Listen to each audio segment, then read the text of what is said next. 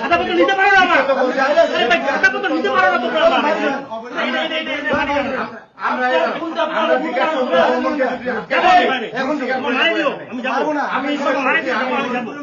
আমি বললাম তো আমি যাবো আপনার দেখা করতে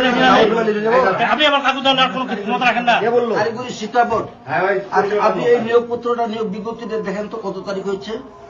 কোন পত্রিকা হয়েছে কয়টা নিয়োগ বিজ্ঞপ্তি হয়েছে দেখেন আমি বলি এটা দেখানোর জন্য যে এখন বোর্ডের